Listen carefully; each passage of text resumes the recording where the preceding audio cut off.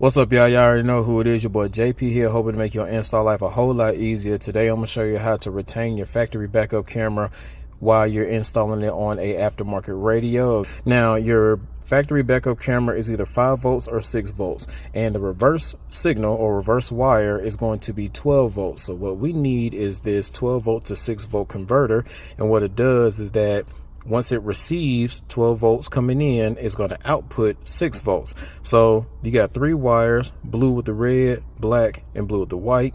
The black is going to go to the ground, and yes, you can use the one that's going to your aftermarket wire harness.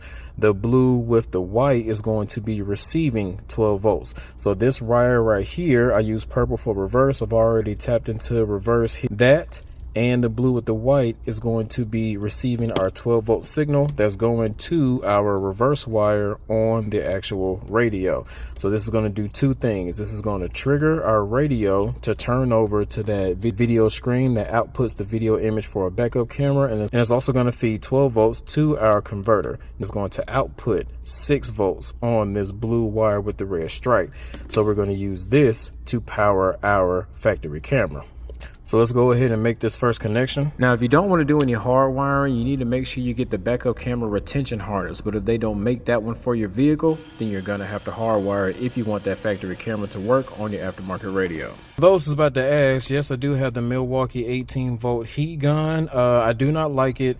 It's not powerful enough for me. It takes way too long to heat up heat shrink, but it's safer to use this around all the dash and components than an open flame on a torch. So that's why I'm using it, but I ain't gonna lie. I bought it because it was Milwaukee. It's portable, but I don't like it. All right, so now you need to identify your camera power wires and your camera signal wires. On this Honda, this red and white is going to be our camera power and ground.